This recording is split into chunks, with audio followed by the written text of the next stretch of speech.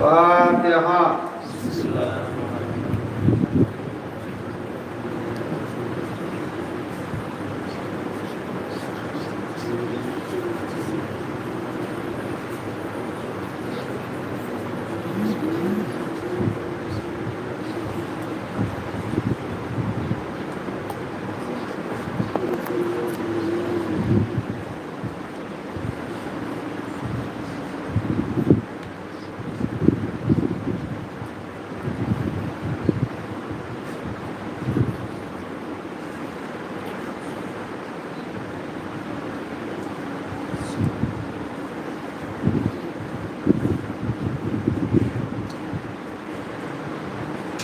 لا حول ولا قوة إلا بالله العلي العظيم.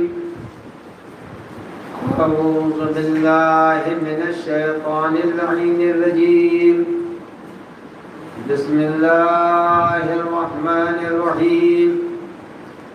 الحمد لله رب العالمين والعاقبة للمتقين والنار للعاصين والملحدين. والصلاة والسلام والتحية والإكرام على نبي الرحمة وشفيع الأمة صاحب الوقار والسكينة المدفون بأرض المدينة العبد المعيد والرسول الممدد المصطفى الأمجد المحمود الأحمد أبي القاسم محمد. اللهم صل على محمد وآل محمد.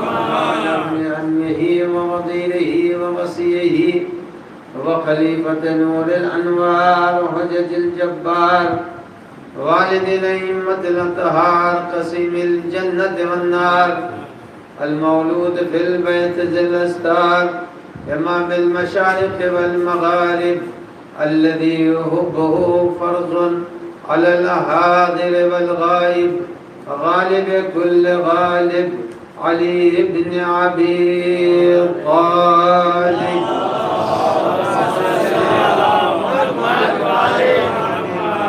وعلى آله الطيبين الطاهرين المعصومين المنتجبين المخاطبين لا سيما على بقية الله الأعظم حجة بن الحسن المهدي.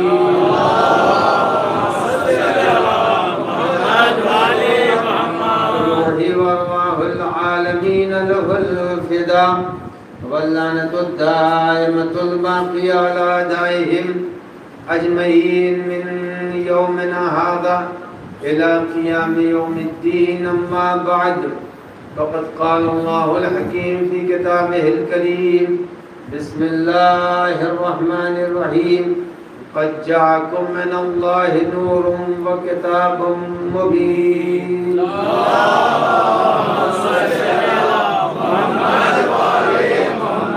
آپ حضرت سے گزارش ہے کہ ایک مرتبہ سورہ فاتحہ کی تلاوت فرما کر مرحوم و محفوظ سلمان صاحب کی روح کو وصال فرماتے ہیں.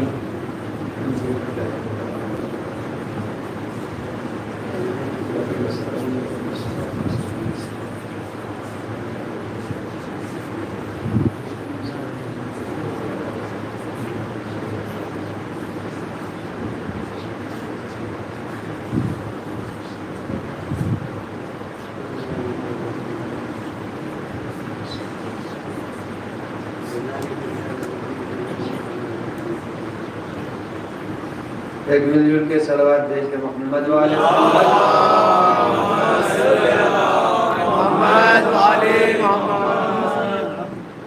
گزشتہ تقریر کے لیے بھی اسی آیت کریمہ کو میں نے عنوان کلام قرار دیا تھا اور آیت کے ذیل میں جو باتیں آج مجھے عرض کرنا ہے.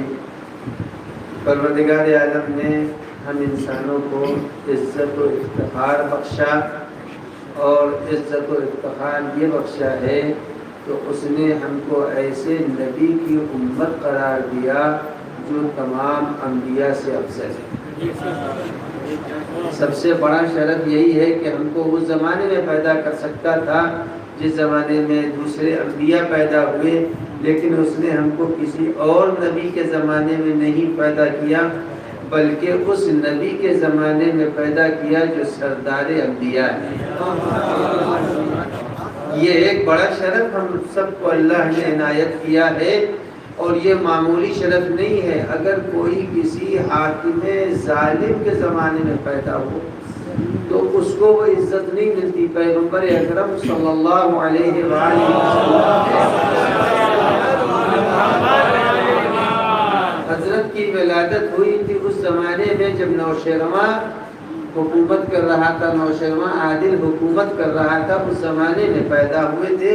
تو حضرت نے فرمایا کہ مجھ کو یہ شرف حاصل ہے کہ میں اس زمانے میں پیدا ہوا جس وقت زمانے پر حکومت حاکم عادل کر رہا تھا۔ تو معلوم یہ ہوا کہ انسان کو عزت اس سے زیادہ کیا چاہیے کہ اس کو اللہ نے اس نبی کا امتی بنایا ہے جس نبی کا مقابلہ کوئی نہیں کر سکتا۔ اور اس کے ساتھ ساتھ نبی ہی کے ساتھ نہیں بلکہ وہ ساری کتابیں دے دیں جو زمین کے اوپر آئی تھی، لیکن ان ساری کتابوں میں صحف ابراہیم و موسیٰ جتنی بھی کتابیں زمین کے اوپر آئی ہیں ساری کتابوں پر قرآن کو برتری دی ہے۔ کا محیمن ہے قرآن مجید، تمام آسمانی کتابوں پر برتری رکھتا ہے۔ تو اب آپ اندازہ لگائیں اس سے بڑا شرف کیا ہوگا کہ نبی دیا جو افضل انبیاء دیا ہے، کتاب دی ہے جو ساری کتابوں پر برتر کتاب دی۔ اب دو بڑی فضیلتوں کے درمیان اللہ نے امت پیغمبر اکرم صلی اللہ علیہ وآلہ وسلم کو رکھا۔ یہ دو بڑا شرف ہے، اور جب دو بہت بڑا شرف ہے تو اب یہ جو کتاب اللہ نے ہم کو دی ہے، اس کتاب کی تلاوت کا جو اثر ہوتا ہے وہ سن لیجیے۔ اس کتاب کی تلاوت کا اثر، یہ دنیا ہمارے سامنے بہرحال سورج اور چاند سے روشن ہے، لیکن حقیقت قرآن کہتا ہے یہ دنیا تاریک ہے، اندھیری ہے۔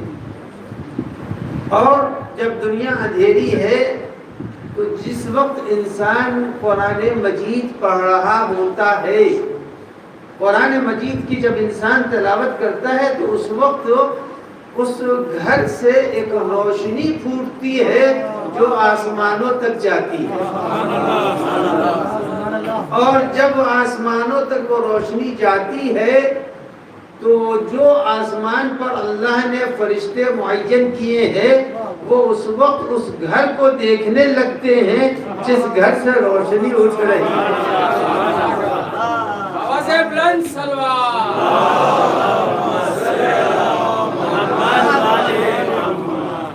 سارے فرشتوں کی نگاہ اس گھر کی طرف ہوتی ہے جس گھر سے قرآن کی تلاوت ہو رہی ہے۔ فرشتے کہہ رہے ہیں یہ وہ گھر ہے جس گھر میں قرآن کی تلاوت ہو رہی ہے۔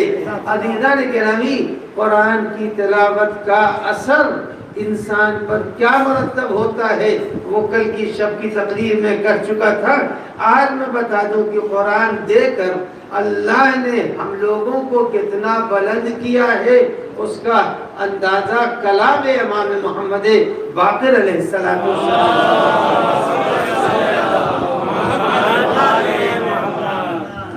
اب عزیزو یہ یاد رکھیے کہ کلام باری ہے قرآن مجید، اللہ کا کلام ہے، اور جب اللہ کا کلام ہے تو آپ سب کے ذہنوں میں ہے کہ انبیاء میں ایک اکیلے حضرت موسیٰ ہیں جن کو اللہ نے کلیم کہا ہے۔ کلیم یعنی وہ نبی جس سے اللہ نے باتیں کی ہے، اس کو کلیم اللہ نے اس لیے کہا کہ چونکہ اللہ نے حضرت موسیٰ سے باتیں کی تھی۔ اب امام کا ارشاد سنیے، اب امام فرماتے ہیں کہ اگر تم میں کوئی شخص چاہتا ہے کہ وہ خدا سے باتیں کرے، یاد رکھیے گا، اگر تم میں کوئی چاہتا ہے کہ خدا سے باتیں کرے، اور اگر کوئی چاہتا ہے کہ خدا اس سے باتیں کرے، دونوں فرق پہچان لیجئے گا۔ اگر کوئی چاہتا ہے کہ خدا اس سے باتیں کرے اور کوئی چاہتا ہے کہ خدا سے باتیں کرے، تو فرمایا کہ اگر چاہتے ہو کہ خدا تم سے باتیں کرے تو قرآن کی تلاوت کرتے رہنا، خدا تم سے باتیں کرتا رہے گا۔ حیدری، حسینی،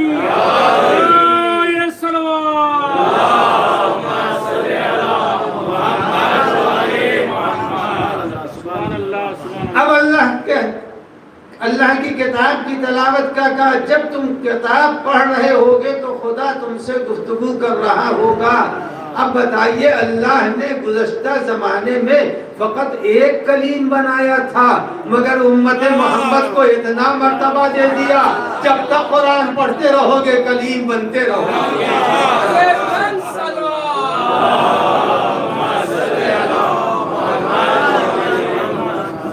اب عظمت قرآن اور عظمت قاری قرآن دونوں سامنے آ گئی کہ جو قرآن کی تلاوت کرے گا اتنی دیر تک خدا سے محل گفتگو ہے۔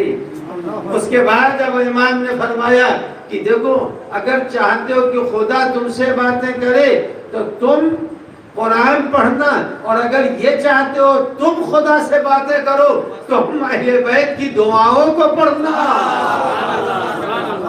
صلوات پڑھے محمد۔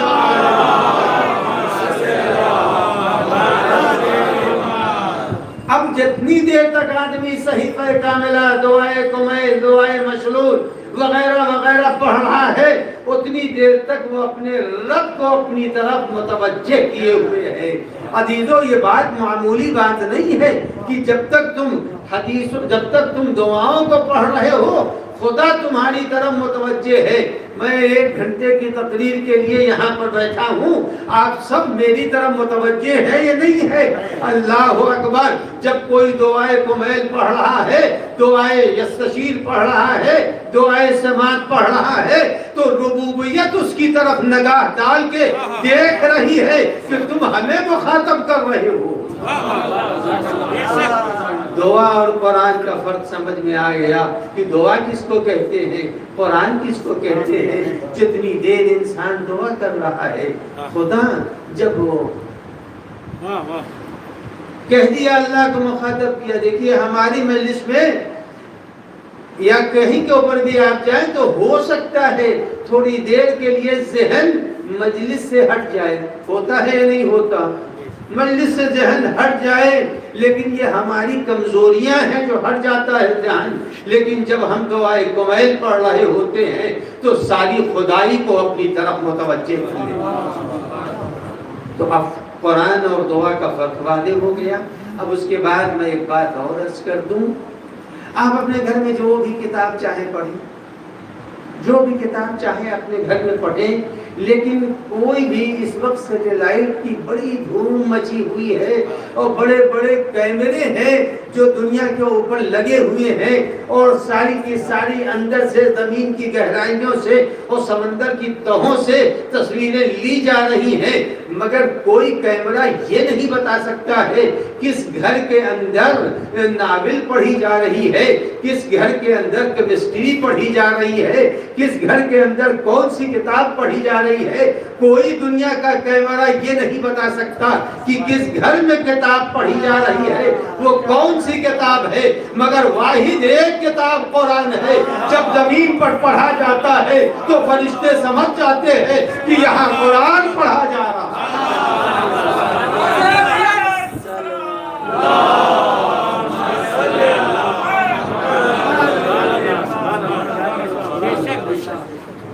ایک مرتبہ مل جل کے صلوات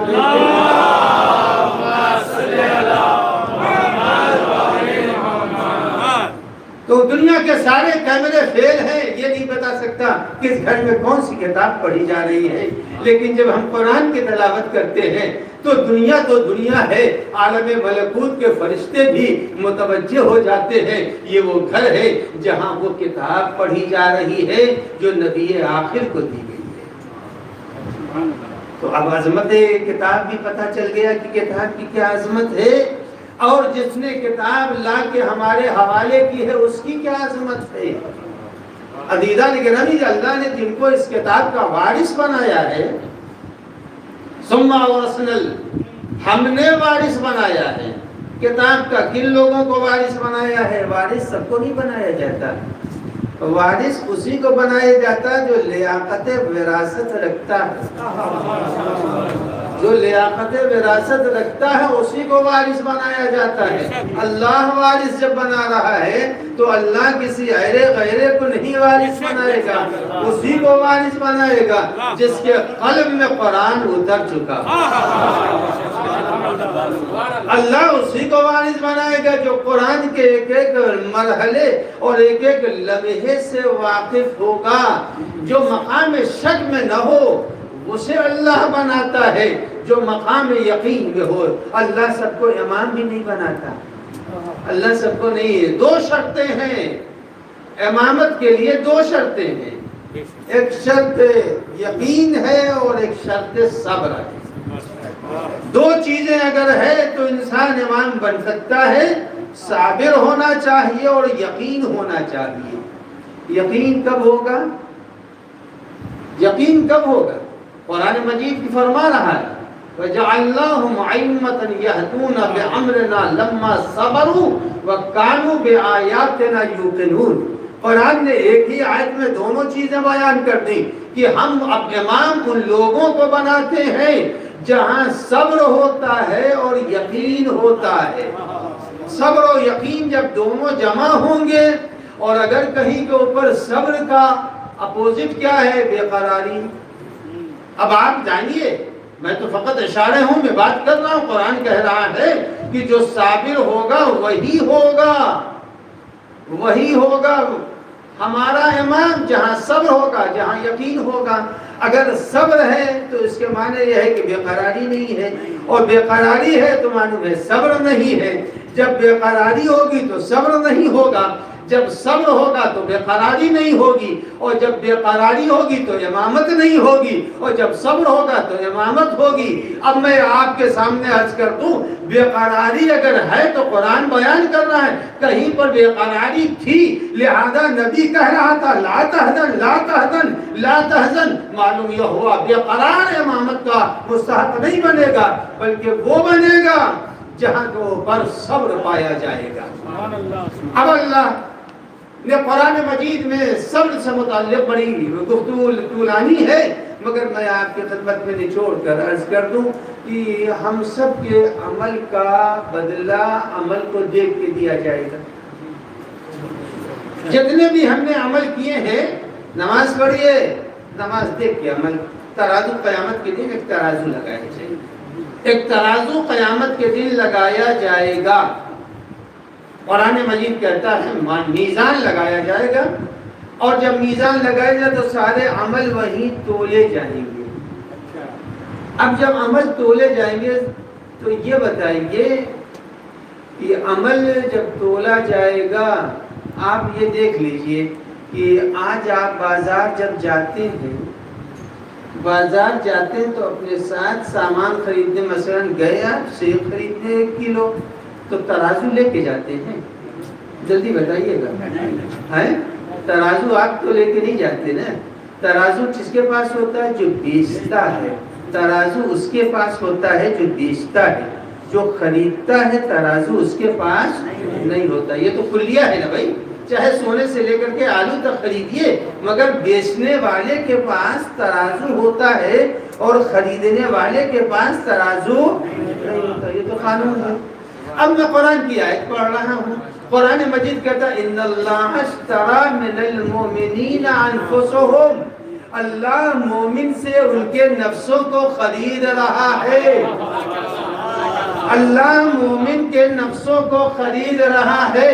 تو اب ہم بیچنے والے ہیں، خریدنے والا وہ ہے، یہ تو طے ہو گیا۔ ہم بیچ رہے ہیں، وہ خرید رہا ہے۔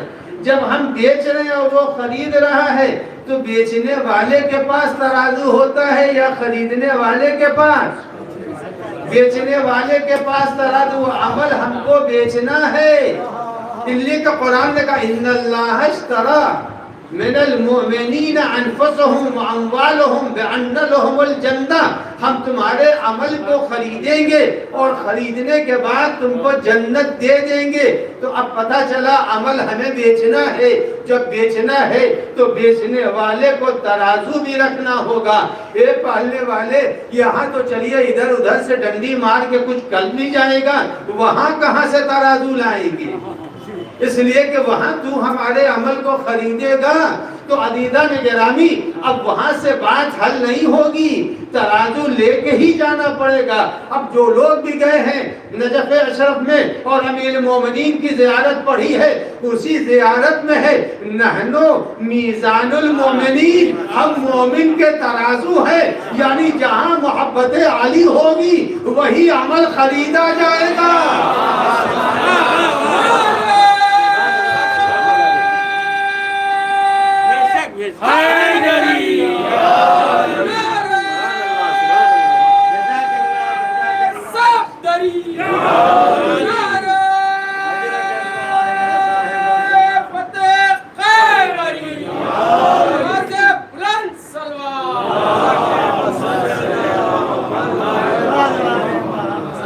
وہاں زیارت کا فادہنو میزان و اعمال المؤمنین، ہماری محبت اگر ہے تو یہ طے ہو جائے گی، یعنی صراط مستقیم پر بھی یہی پوچھا جائے گا۔ حب علی جواز، علی کی محبت تو جواز ہے، پاسپورٹ ہے۔ مثلا دیکھیے کوئی بولا علی کی محبت، اب وہاں کے اوپر کچھ نہیں ہے، بس محبت علی ہے عمل کی قبولیت کے لیے۔ لیکن یہ یاد رکھیے گا، ایک بات درج کر دوں کہ محبت اپنی جگہ کے اوپر ہے، محبت اپنی جگہ پر ہے۔ بعض جگہوں کے اوپر ایسا ہوتا ہے کہ فقط محبت ہی نہیں، محبت کے ساتھ ساتھ عمل بھی ہونا چاہیے، محبت کے ساتھ عمل بھی ہونا چاہیے۔ اب دیکھیں یہ تو ماشاءاللہ ابھی گرمی کا موسم ہے، اور اگر آپ ابھی چلے جائیں یورپ یا اپنے ملک کے ٹھنڈے علاقے میں اور یہی کپڑے پہن کے چلے جائیں، اور جب آپ اس شہر میں پہنچیں گے تو آپ کو بالکل سب کچھ آپ کو مل جائے گا، لیکن آپ نکل نہیں سکتے ہیں، اس لیے کہ کپڑا ہی لے کے نہیں آئے۔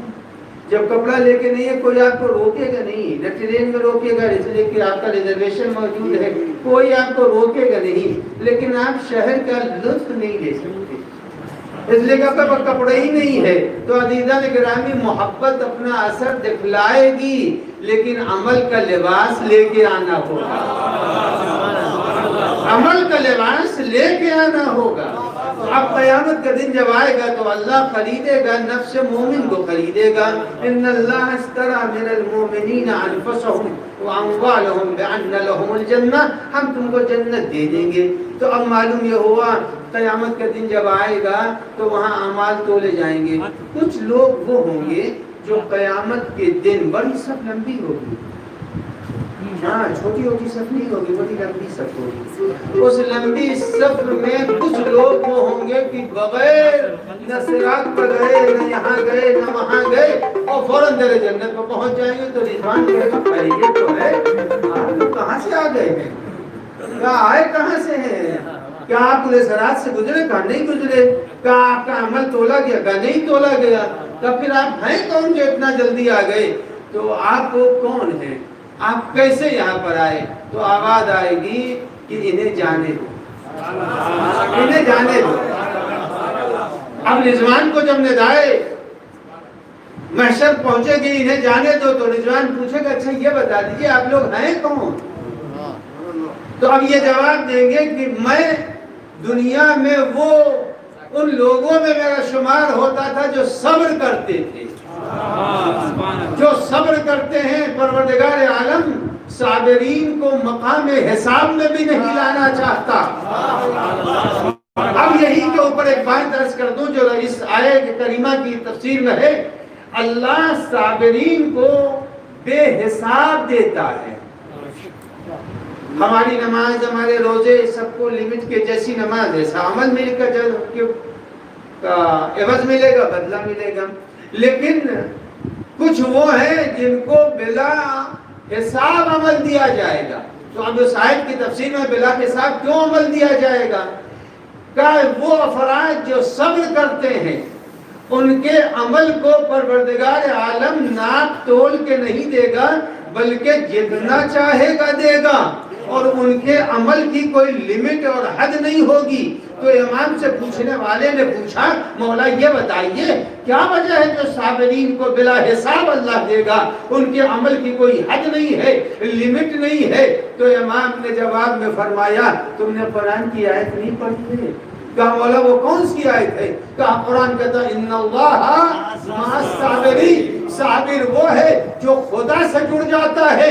جب خدا سے جڑتا ہے خدا کی کوئی حد نہیں ہے، جب خدا کی حد نہیں ہے تو جزائے صابر کی بھی کوئی حد نہیں ہے۔ نعرہ تکبیر، نعرہ تکبیر، اللہ اکبر، نعرہ رسالت، یا رسول اللہ، نعرہ رسالت، یا رسول اللہ، نعرہ حیدریہ، آواز بلند سلوات، اللہم صلی علی محمد۔ تو اللہ صابرین کو بلا حساب دے گا۔ کیوں دے گا؟ صابر اللہ کے صفات سے وابستہ ہو گیا، لیکن اللہ کی صفت میں سے ایک صفت یہ ہے یا صبورو ہے نہیں، یا صبورو اللہ کی صفت میں سے ہے۔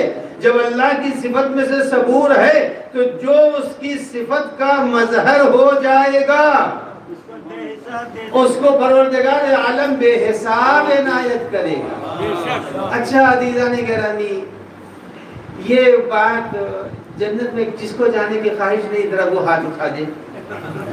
آئے یہ تو مشکل ہو جائے گا۔ سبھی جنت میں جانے کے خواہش مند، اس میں کوئی بھی نہیں ہے جو یہ کہے ہم جنت میں نہیں جائیں گے۔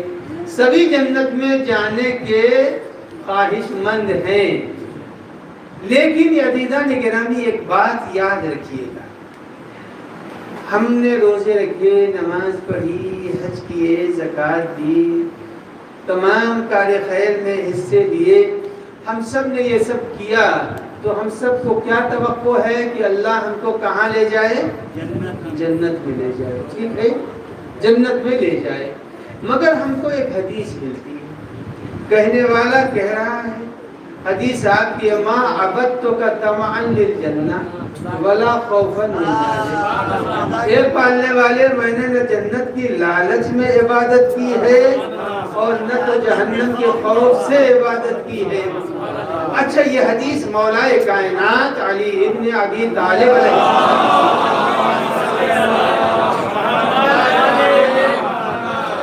یہ بات تو واضح ہو گئی کہ حدیث میں مولا فرما رہے ہیں نہ جنت کی لالچ تھی نہ جہنم کا خوف تھا، بل وجدتک اہلا للعبادہ، اے پالنے والے تو لائق عبادت تھا لہذا عبادت کی۔ یہ حدیث امیر المومنین کی، اور یہ میرا سارا مجمع یقین رکھتا ہے اس حدیث پر، کسی کو کوئی شک و شبہ نہیں ہے، کیونکہ مولا میرے ہیں لہذا ہمیں یقین ہے۔ اب جو مولا نہ مانے وہ جہنم میں جائے، جو مولا نہ مانے وہ جہنم میں جائے، ہم سے کیا مطلب؟ ہم تو اتنا جانتے ہیں۔ مگر یہ بتائیے اگر کوئی ہم سے علی کا چاہنے والا نہیں ہے وہ سوال کر لے کہ یہ بتاؤ کہ کیا دل کی کیفیت کو کیسے ہم سمجھیں کہ علی کے دل میں تمنائے جنت نہیں تھی اور خوف جہنم نہیں تھا؟ یہ تو دل کی ایک بات ہے نا۔ ہم نماز پڑھ رہے ہیں ریا کے لیے پڑھ رہے ہیں یا دکھاوے کے لیے پڑھ رہے ہیں یا خدا کی بندگی کے لیے پڑھ رہے ہیں، تو دل کی نیت ہے، اسے کون بتا سکتا ہے؟ میں آپ کے سامنے ایک چھوٹی سی مثال دے دوں، ایک چھوٹی سی مثال دے دوں تاکہ بات آسان ہو جائے۔ اگر میں یہ بات کہوں کہ آج سے 10 سال پہلے امریکہ کے صدر کا نام ٹرمپ تھا تو مانیں گے یار؟ سارا مجمع کا نہیں مانیں گے۔ کیوں نہیں مانیں گے؟ تھا ہی نہیں، جب تھا نہیں تو مانے کیسے؟ یعنی مانا اس وقت جاتا ہے جب کوئی چیز ہوتی ہے، یہی تو ہوئی بات۔ اب عزیزان گرامی یاد رکھیے گا، یہ بتائیے جنت پہلے خلق ہوئی ہے، جہنم پہلے خلق ہوا ہے، یا علی پہلے بنائے گئے؟ ذرا فیصلہ یہ کیجئے، جنت پہلے ہے یا علی پہلے ہے؟ تو اب علی پہلے ہیں، جنت نہیں تھی، جہنم نہیں تھا، مگر علی ابن ابی طالب پیغمبر نے فرمایا اول ما خلق اللہ نوری، اللہ نے سب سے پہلے میرے نور کو خلق کیا ہے۔ جب نور علی اور نور محمد دونوں سب سے پہلے خلق ہوئے ہیں، نہ زمین تھی، نہ آسمان تھا، نہ جنت تھی، نہ جہنم تھی، لیکن سجدہ علی پایا جا رہا تھا۔ جب سجدہ علی پایا جا رہا تھا تو علی کو حق حاصل ہے، میں نے جنت کی لالچ میں عبادت نہیں کی ہے اور جہنم کے خوف سے عبادت نہیں کی ہے۔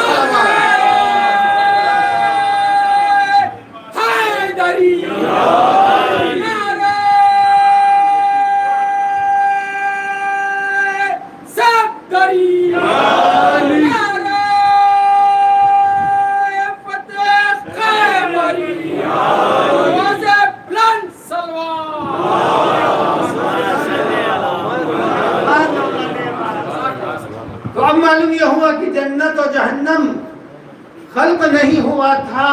جب خلق نہیں ہوا تھا تو یہی تو علی ابن ابی طالب نے فرمایا کہ بتائیے ہم سب کے ہاتھوں میں کتنی انگلی ہے؟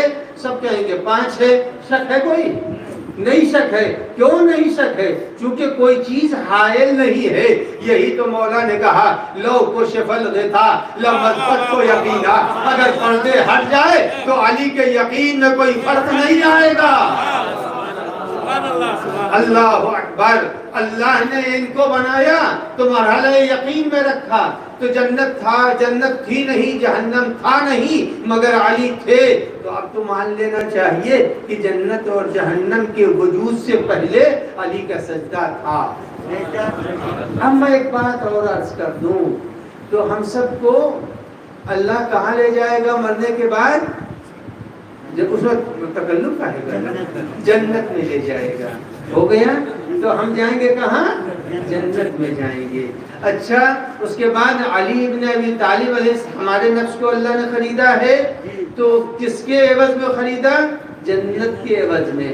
ان اللہ اشتری من المؤمنین انفسهم، مگر اللہ نے ایک نفس اور خریدا ہے۔ وہ خود نفس کس کا ہے؟ وَمِنَ النَّاسِ مَن يَشْرِي نَفْسَهُ ابْتِغَاءَ مَرْضَاتِ اللَّهِ، اللہ نے نفس علی کو بھی خریدا اور ہمارے نفسوں کو بھی خریدا، مومن کے نفس کو خریدا اور علی کے نفس کو خریدا۔ عزیزو، اگر علی کو بھی اللہ جنت دے دیتا تو مومن اور علی میں کوئی فرق نہ رہتا۔ اللہ نے کہا فرق ہو جانا چاہیے، مومن جنت میں جائے گا، علی کے عمل کو اپنی رضا کے بدلے میں خریدوں گا۔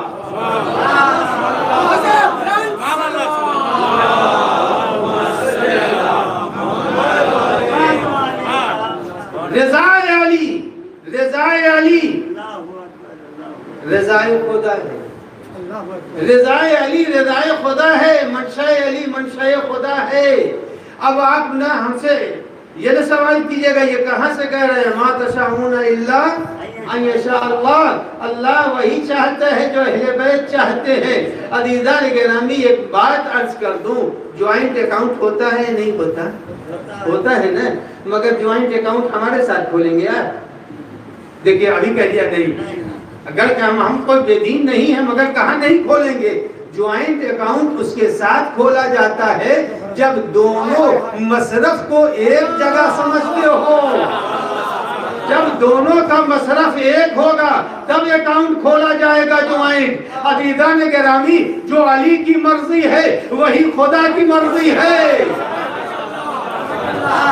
جو خدا کی مرضی ہے وہی علی کی مرضی ہے، جو اللہ چاہتا ہے وہی اہل بیت چاہتے ہیں۔ معلوم ہوا ما تشاءون الا ان یشاء اللہ، اللہ اور آل محمد کی رضا ایک رضا ہے۔ صلوات پڑھ دیں محمد۔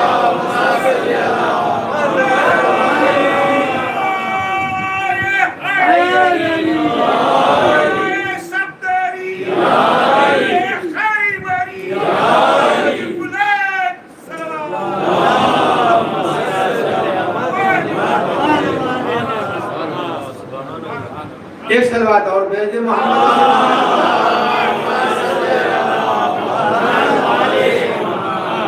اور بہت سے لوگ ایسے ہیں جو مہر ادا نہیں کرتے. آپ کہیں گے یہ بیچ سے کہاں سے بول رہے ہو؟ کچھ لوگ وہ ہوتے ہیں جو مہر ادا نہیں کرتے. تو بھائی اس حوروں کا بھی مہر ہے, حوروں کا بھی مہر ہے, لہذا حوروں کا مہر یہاں سے جائے گا نہیں ایسا پیسہ. حوروں کا مہر اللہ نے صلوات محمد و آل محمد کا مہر دیا.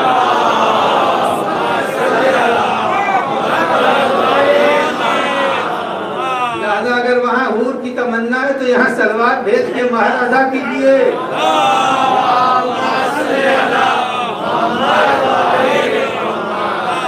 اور پیچھے والے صلوات نہیں بھیج رہے ہیں.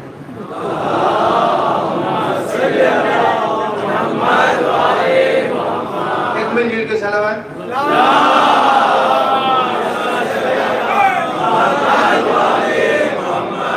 تو اب پتہ چلا کہ پروردگار عالم کی رضا کے مالک ہیں آل محمد علیہ السلام. اچھا آج جنت کو آپ کی نگاہوں سے گرا دوں یا اس کا وزن بڑھا دوں؟ بڑھا دوں؟ نہیں, جی نہیں چاہ رہا بڑھانے کو, جی چاہ رہا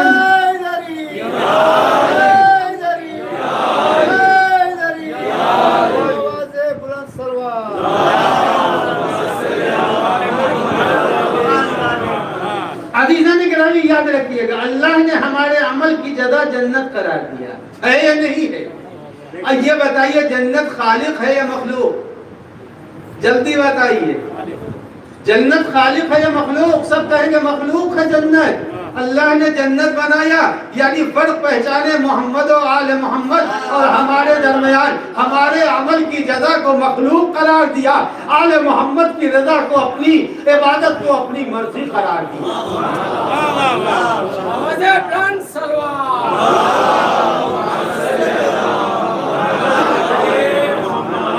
ہمارا عمل جنت پر جا کے ختم ہو جائے گا. آل محمد کے عمل کو اللہ نے کہا نہیں, ہم بے نہایت ہیں. جب ہم بے نہایت ہیں تو اہل بیت کو اپنی مرضی دے کر کے بتایا کہ تمہارا عمل بھی بے نہایت ہوگا, تمہارا شرف بھی بے نہایت ہوگا, تمہارا اختیار بھی بے نہایت ہوگا. تم جس کو چاہو جنت تک لے جاؤ, جس کو چاہو تم معاف کرا دو. ہم تمہاری مرضی کے اوپر, ہم تمہاری رضا کے اوپر اپنی رضا کو محفوظ کر چکے ہیں. تو یہ ہے اہل بیت کی مرضی, یہ ہے اہل بیت کا مرتبہ. تو قرآن مجید نے ہم کو ان کی محبت کا حکم دیا ہے, قُلْ لَا أَسْأَلُكُمْ عَلَيْهِ أَجْرًا إِلَّا الْمَوَدَّةَ فِي الْقُرْبَى. کہ تم ان کی محبت لے کے آنا. اللہ نے ان کو بڑا مرتبہ دیا, ملک الموت کے اوپر بھی ان کا قبضہ ہے, ملک الموت پر بھی ان کا قبضہ ہے. ایک شخص امام جعفر صادق علیہ السلام کی خدمت ہے. جو لوگ بھی زیارتوں پر مشرف ہو چکے ہیں, کہاں کوفہ اور کہاں مدینہ منورہ, بڑا فاصلہ ہے اور زمانے میں آنے کے لیے نہ کوئی اتنی آج کی جیسی سہولتیں تھیں. تو ایک شخص بار بار امام کی خدمت میں آتا تھا, ہر سال تقریباً آتا تھا, سلام کرتا تھا. ایک بار اس کی بیوی نے کہا تم ہر سال جاتے ہو, ہم کو بھی نہیں. شوہر راضی ہو گئے, کہا ٹھیک ہے میں لے کے چلتا ہوں تم کو. وہ لے کے چلا اور جب حدود مدینہ میں داخل ہو گیا تو طبیعت بیوی کی خراب ہو گئی. بیوی کی طبیعت خراب ہو گئی. جب بیوی کی طبیعت خراب ہو گئی تو شوہر نے کہا یہ 2-4 قدم رہ گئے تھے, بس اتنا ہی ہے جو واقعات کی میں ملتا ہے کہ اس نے جلدی سے اس کو وہی کے اوپر ایک سایہ دار جگہ پر اسے لٹایا اور دوڑ کے امام کے پاس آیا. یعنی اتنا مختصر راستہ رہ گیا تھا. اور جب امام کی خدمت میں پہنچا ہے تو امام نے دیکھا, مسکرا دیے اور اس نے جلدی جلدی سانس پھول رہی تھی. کہا مولا ارے بیوی کو شوق تھا آپ کی زیارت کا اور وہ تو بس میں اس کو جاگنی کے عالم میں دم نکلنے ہی والا تھا کہ میں لے کے آیا ہوں. اب امام نے کہا اچھا پانی تو پی لو. خورمے تو کھا لو. جس کی بیوی مرنے کے قریب ہو اس کے شوہر کو پانی پینے کو اچھا لگے گا خورما کھانا؟ امام نے کہا پی لو. ایک مرتبہ کہا پانی تو پی لو، ٹھہر جاؤ. امام نے جب فرمایا کہ خادم امام تو ہی ہیں ہم سب، اس نے فوراً ایک گھونٹ پانی لیا اور امام کے اطاعت کر کے امام نے کہا جاؤ جاؤ بیوی کو لے کے آ جاؤ. امام نے کہہ دیا، سکون ہو گیا کہ امام فرمانا لے کے آ جاؤ. سکون ہو جائے، امام کہہ رہے ہیں آ جاؤ لے کے جاؤ. اب وہ وہاں کے اوپر پہنچا. جب وہ چلا تھا تو موت کی ہچکی آ رہی تھی. جب آیا دیکھا بیٹھے ہوئے ہیں، بہترین انداز سے زوجہ بیٹھی ہوئی ہے اور امام نے فرمایا لے کے آ جاؤ. اب سنیے گا جو بات میں کہہ رہا تھا کہ معصوم وہ ہے، محبت ان کی اللہ نے واجب قرار دی ہے جو کائنات پر اثر رکھتے ہیں، کائنات پر اثر رکھتے ہیں. وہ اب بیوی کو دیکھا، بیوی بہت ہی اطمینان اور سکون سے بیٹھی ہوئی ہے. کہا کیسی طبیعت؟ کبھی ٹھیک تھا. اسے تو احساس بھی نہیں تھا کہ ہمیں موت کی ہچکی آ رہی تھی. وہ لے کر کے بیوی کو چلیے تھوڑے سے فاصلے کے بعد امام تشریف فرما ہے اپنے بیت الشرف میں. وہ وہاں سے دھیرے دھیرے خرامہ چلا اور لا کر کے امام کی بارگاہ میں بیوی کو ابھی لے کے حاضر ہوا ہے. امام کو سلام کیا، اتنے میں بیوی چیخی. کہا یہی تو تھے جب ملک الموت میری روح کو لے کے جا رہا تھا تو کہا پلٹا دو اس لیے کہ میرے چاہنے والی ہے.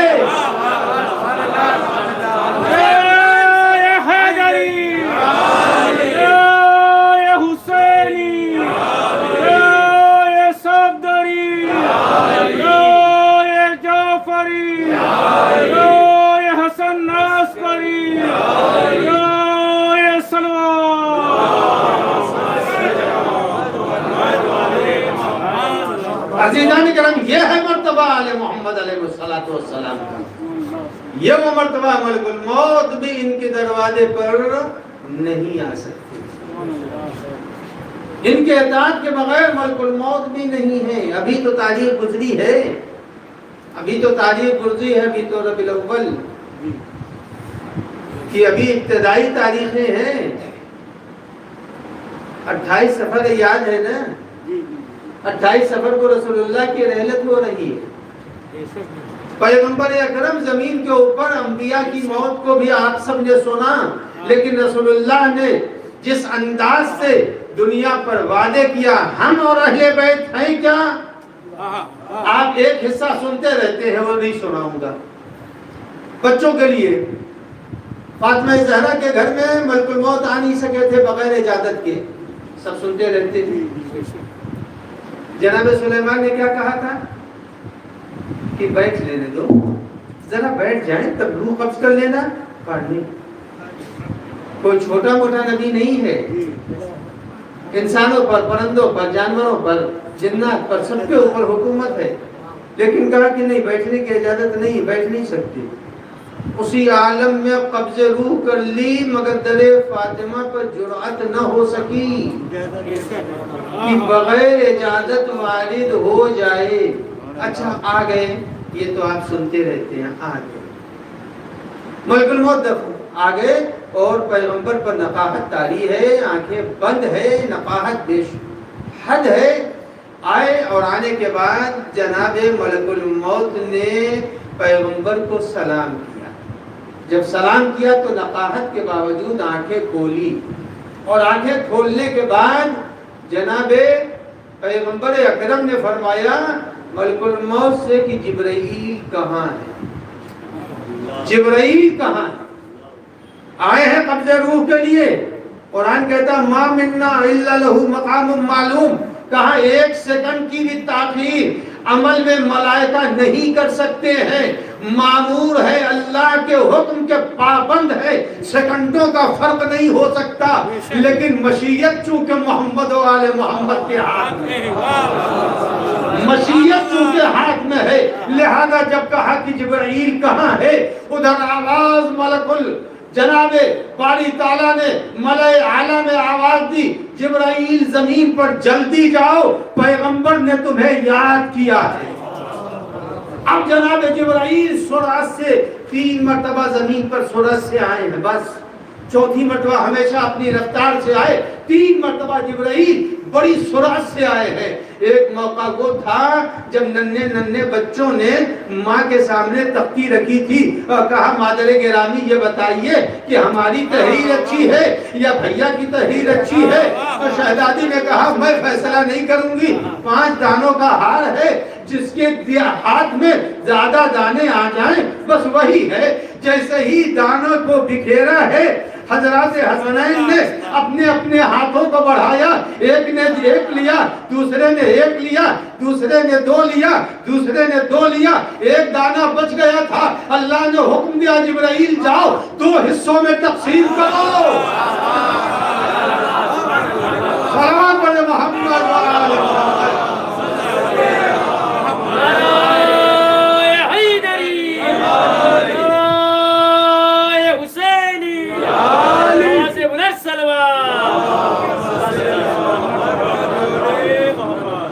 جاؤ اور جا کر کے دانے کو 2 ٹکڑے کر دو تاکہ کوئی یہ نہ کہہ سکے کس کی تحریر اچھی ہے۔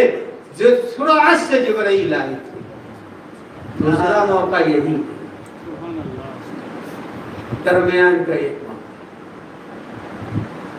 تیسرا موقع یہ پیغمبر کی خدمت میں ہے، اور وہ دوسرا بھی آپ کی خدمت میں عرض کر دوں وہ کب آئے؟ عزیزان گرامی، اہل بیت کے گھر میں جس وقت کبھی آل محمد برہم نہیں ہوتے، کبھی برہم نہیں ہوتے، اور جب برہم ہو جائیں گے تو کوئی بچے گا بھی نہیں، کوئی بچے گا بھی نہیں۔ جس وقت تلوار نکالی ہے اور چلی ہے تلوار، علی کی تلوار چلی اور جب زمین تک پہنچی ہے تو عزیزوں لگ رہا تھا کہ زمین شق ہوگی۔ حکم خدا یا جبرائیل جاؤ اور تلوار سے زمین کی کٹنے سے روک لو۔ تیسرا موقع آیا، اب جب جناب جبرائیل کو حکم ہوا جاؤ زمین کے اوپر، پیغمبر یاد کر رہے ہیں، منشا پہچانے، مرتبہ پہچانے، جبرائیل آئے۔ آنے کے بعد جبرائیل نے بھی سلام کیا۔ جب سلام کیا پیغمبر نے نقاہت کے باوجود آنکھیں کھول دی، آنکھیں کھولی، دیکھا جبرائیل بھی کھڑے ہیں اور ملک الموت بھی کھڑے ہیں۔ عظمت پہچانی، اس گھر کی عظمت پہچانی، جبرائیل بھی ہیں اور ملک الموت بھی ہیں۔ اے سلیمان آ کے دیکھو فاطمہ کے گھر کا مرتبہ کیا ہے۔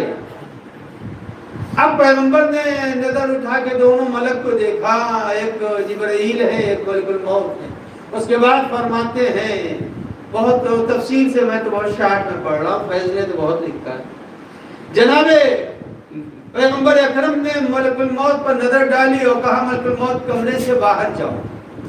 مرتبہ پہچانیے، آج تک میں نے نہیں کسی نبی کی تاریخ میں پڑھا کہ کسی نبی کے قبض روح کے لیے ملک الموت آئے ہو اور 1 سیکنڈ کی بھی تاخیر کی ہو۔ یہاں تو میں نے دیکھا پیغمبر نے کہا کمرے سے باہر جاؤ، ملک الموت کمرے سے باہر چلے گئے اور پیغمبر اور جبرائیل میں گفتگو ہوتی رہی اور 12 مرتبہ جبرائیل نے آنے کی خبر دی۔ وہ تو بہت بڑی تفصیل ہے، اسے بیان نہیں کرنا ہے۔ معلوم ہوا محمد و آل محمد اس مرتبے پر فائز ہے کہ جہاں نہ نبی فائز ہے، نہ خلیل فائز ہے، نہ کلیم فائز ہے، نہ ملک فائز ہے، اس مرتبے پر محمد و آل محمد فائز ہے۔ اللہ نے ان کی محبت کا حکم دیا ہے۔ اللہ اکبر، اللہ اکبر۔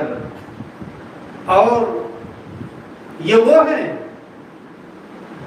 جن کو دنیا والوں نے پہچانا ہی نہیں، ان کی شناخت نہ ہو سکی، ان کو پہچانا نہیں، ورنہ انہیں تو جانور بھی پہچانتے تھے، حیوان بھی پہچانتے تھے، درندے بھی پہچانتے تھے، سبھی ان کو پہچانتے تھے، کوئی ایسا نہیں ہے۔ نجس بھی پہچانتے تھے جانور اور پاک بھی پہچانتے تھے۔ اب میں ایک جملہ کہہ کے اپنی بات کو خاتمے کی طرف لے جاؤں، اس لیے کہ نماز سے پہلے مجلس کو ختم کرنا ہے، مجھے جو وقت دیا گیا ہے میں اس وقت سے قریب ہو رہا ہوں۔ عزیزان گرامی، بہت بڑا علماء اہل سنت کا عالم ہے جس کا نام رازی ہے، تفسیر رازی جس کی مشہور کتاب ہے، اس نے ایک بات لکھی ہے۔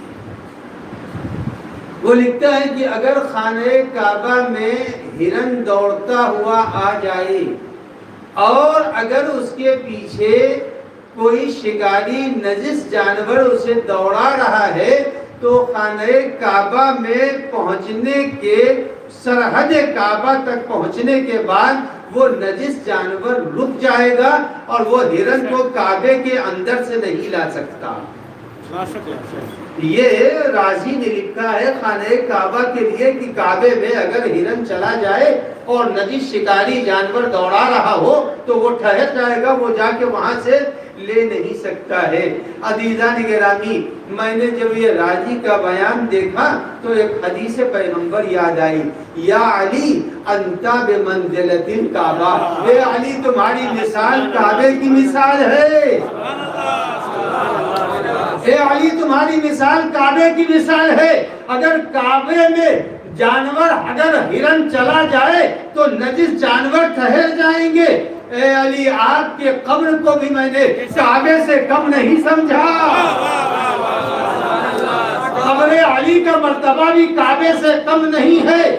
100 سال کے بعد ہارون رشید کے جب کتے ہرن کا تعاقب کر رہے تھے، ہرن جا کے جس ٹیلے پر ٹھہر گیا، کتے ہٹ گئے، کتے ہٹ گئے، اور جب کتے دور چلے گئے ہرن پھر اتر آیا، پھر دوڑایا، پھر اس کے اوپر چلے گئے۔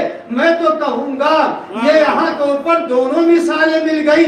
ارے کتا نجس تھا، ہرن پاک تھا، پاک بھی علی کو جانتے ہیں، نجس بھی علی کو جانتے ہیں۔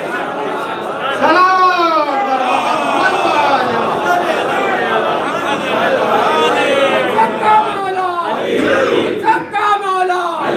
ہمارے پیغمبر، ہمارے پیغمبر، میرا کا شوہر، میرا کا شوہر، حسین کا بابا، حسین کا بابا، ویر کا ٹیچر، ویر کا ٹیچر، کعبے میں ولادت، کعبے میں ولادت، کعبے کا کعبہ، کعبے کا کعبہ، مسجد میں شہادت، مسجد میں شہادت، ویر کا اشارہ، ویر کا اشارہ، سورج کو پلٹایا، سورج کو پلٹایا، خیبر کو اکھاڑا، خیبر کو اکھاڑا، خیبر کو اکھاڑا، دام دام، دام دام، دام دام، وجہ اللہ، وجہ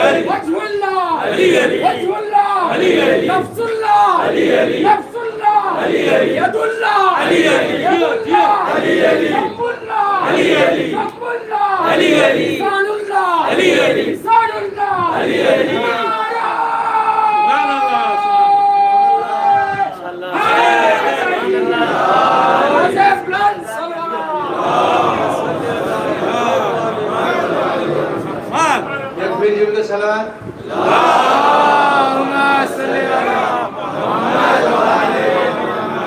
تو اب پتہ چلا کہ اللہ نے ان کی محبت یہ قبر میں کام آئیں گے، یہ قبر میں کام ان کی محبت رنگ لائے گی۔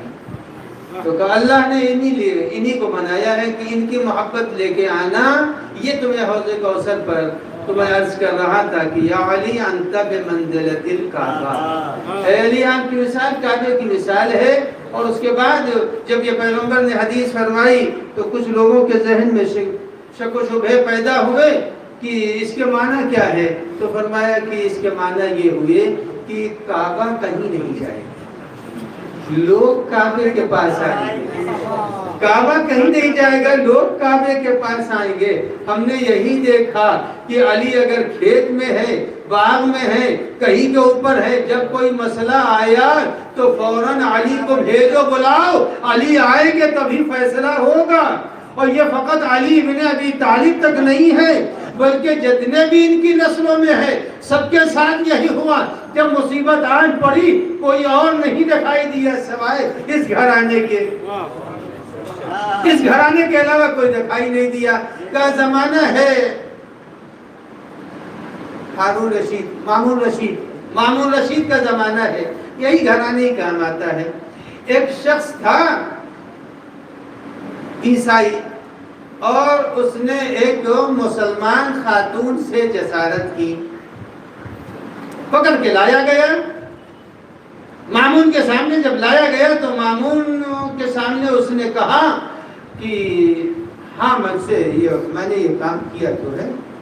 اس نے اقرار کر لیا، تو جیسا ہی اقرار کیا اس نے فوراً جو وہاں پر مفتی حضرات بیٹھے ہوئے تھے ان سے مامون نے پوچھا بھائی ان کا کیا حکم ہے؟ تو کہا کہ بھائی ان کا حکم یہی ہے کہ ان کو قتل کر دیا جائے، انہوں نے ایک مسلمان عورت کے ساتھ یہ جسارت کی ہے۔ جب ان لوگوں نے فتویٰ دیا قتل کا تو فوراً اس نے کہا لا الہ الا اللہ محمد رسول اللہ۔ اب جب یہ کہہ دیا لا الہ الا اللہ محمد رسول اللہ تو اب وہ مسلمان ہو گیا۔ اب وہیں پر مفتی دو حصوں میں بٹ گئے۔ ایک مفتی کہہ رہا تھا کہ ان کو قتل کر دیا جائے، سنسار کر دیا جائے، اور کچھ مفتی نے کہا نہیں اسلام لا چکا ہے لہذا اب اس کا پچھلا سارا گناہ معاف ہو گیا۔ اب آپس میں مفتی میں تو میں ہونے لگی۔ اب بادشاہ کے دربار کا مفتی ہے، نہ اسے چھوڑا جا سکتا نہ انہیں چھوڑا جا سکتا۔ بڑی بڑی کیفیت کے لوگ بیٹھے تھے، ایک سلوات پڑھنے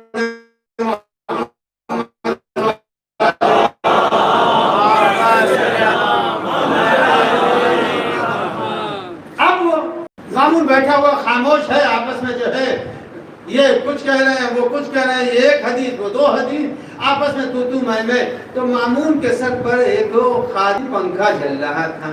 اس نے کہا کہ ان لوگوں سے مسئلہ حل نہیں ہوگا، ان لوگوں سے مسئلہ حل نہیں ہوگا۔ وہ خادم ہے، پنکھا چل رہا، تو اس نے کہا سرکار ان لوگوں سے مسئلہ حل نہیں ہوگا۔ پلٹ کے دیکھا، کہا پھر کہ نہیں ان سے حل نہیں ہوگا، جس کو قید میں رکھا ہے امام علی نقی، امام علی نقی کو قید میں رکھا، وہ مسئلے کو حل کر دیں گے۔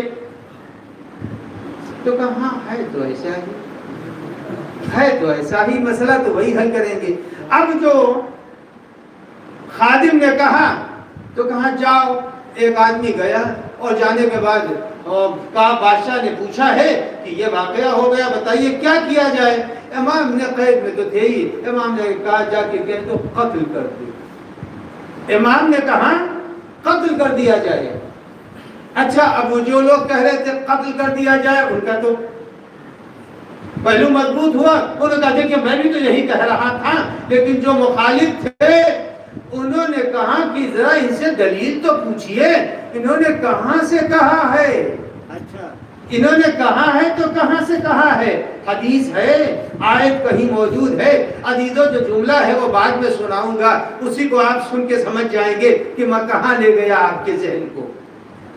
اب جب امام کے پاس کاغذ بھیجا گیا، قلم بھیجا گیا، بادشاہ کا وزیر گیا، دربان نے دروازہ کھولا، اور دروازے کے بعد جب امام کی خدمت میں پہنچے تو امام نے سورہ غافر، جس کو سورہ مومن بھی کہتے ہیں، اس کی آخری آیت لکھ دی کاغذ پر۔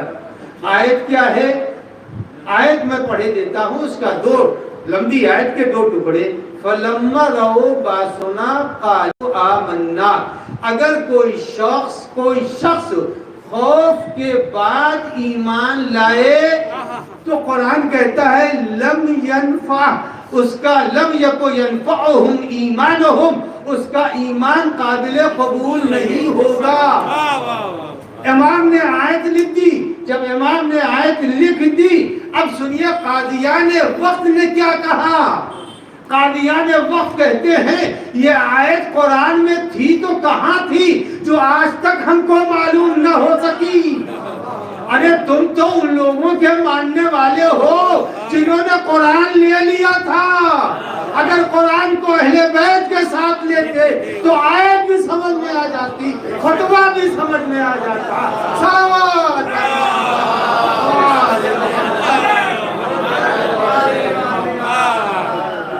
لم یکن ینفعہم ایمانہم، ایمان قبل از وقت، ورنہ فرعون مومن مرتا۔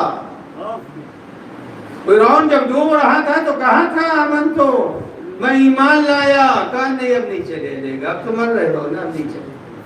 تو عزیزان گرامی موت سے پہلے آدمی کو اپنے ایمان کو درست کر لینا چاہیے. اور کب ایمان درست ہو جائے اور کب ایمان نکل جائے، اسی لیے دعا کا جملہ ہے ربنا آتنا فی الدنیا حسنہ رب لا تزغ قلوبنا بعد اذ ہدیتنا. اے پالنے والے ہمارے ایمان کو ہم سے چھیننا نہیں. یہ بڑا مسئلہ ہے عزیزان گرامی، بہت بڑا مسئلہ ہے. صفین میں شمر کس کے ساتھ تھا؟ صفین میں شمر امیر المومنین کے صف میں تھا. کربلا میں سید الشہداء کا قاتل بن گیا.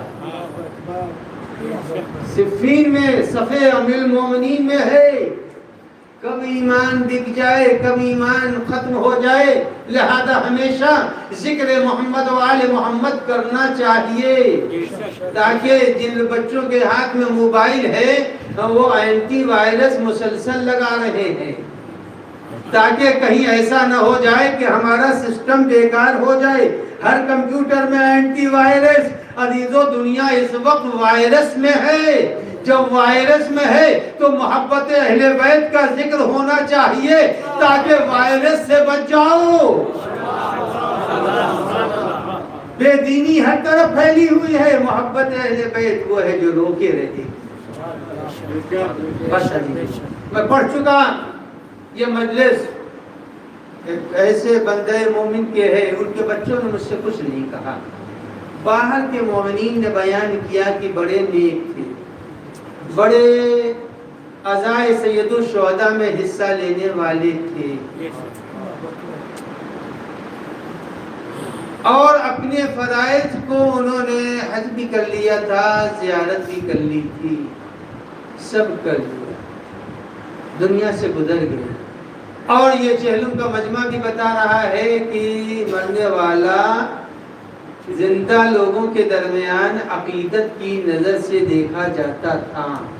اتنا بڑا مجمع خود یہ بتا رہا ہے کہ مرنے والے کا اخلاص تھا جو اتنے بڑے مجمع کو کھینچ کر لایا ہے. میں ان کے بیٹوں سے کو مبارکباد دوں گا، میں ان کے بیٹوں کو مبارکباد دوں گا کہ تمہارے باپ کے چہلم میں اتنا بڑا مجمع آ گیا. تمہارے باپ کے چہلم میں مجمع اتنا بڑا. اور حسین کا جب چہلم ہو رہا تھا تو حسین کے چہلم میں کوئی نہیں. چہلم کی رونق بیٹیاں ہوتی ہیں. ابھی تو حسین کے دو بیٹی تھی، ایک سکینہ شام میں رہ گئی اور ایک سمرہ مدینے میں رہ گئی.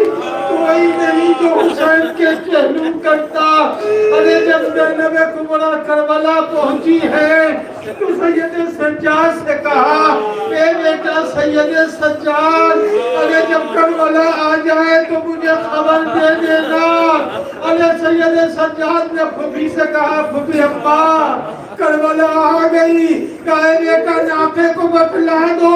ناقہ بٹھلایا گیا.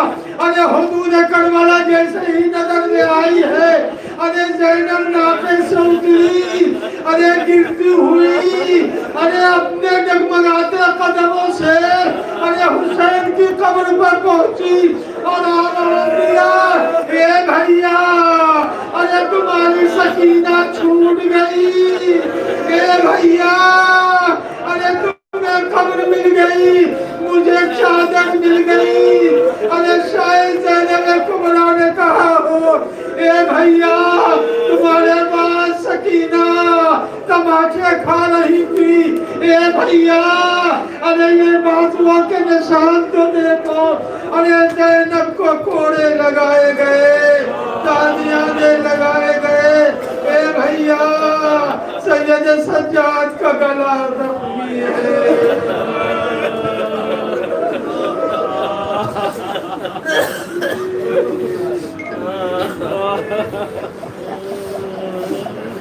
سيعلم الذين ظلموا أي منقلب ينقلبون لعنة الله على القوم الظالمين. یا اللہ یا اللہ یا اللہ یا اللہ یا اللہ. الہی قلب امام کو راضی و خوشنود فرما، ظہور امام میں تعجیل فرما. آنے والے بیماروں کو جہاں کہیں بھی ہوں جو منظور نظر ہوں سب کچھ شفا عنایت فرما، تحلیل بقی کے اسباب عنایت فرما، حکمران ظلم و جور کو نیست و نابود فرما۔ یا اللہ بحق محمد و آل محمد مرحوم کے درجات کو عالی و متعالی فرما۔ والے والے واسطہ ہے جو بے اولاد انہیں صاحب اولاد فرما، والے والے جو صاحبان دختر ان کو فرائض سے سبکدوش فرما، مدارس دینیہ کی حفاظت فرما، مراجع اعظام کی نصرت فرما۔ یا اللہ واسطہ ہے بحق محمد و آل محمد ہم سب کو شب اول قبر اہل بیت کی زیارت و شفاعت نصیب فرما، عذاب قبر، فشار قبر، تاریکی قبر سے نجات عنایت فرما، والے والے پیغام اہل بیت کے پہنچانے کی توفیق و توانائی عنایت فرما۔ نبی و آلہ الطاہرین، آپ حضرات سے گزارش ہے کہ مرحوم کے روح کی ترویح کے لیے سورہ فاتحہ کی تلاوت فرما دیں۔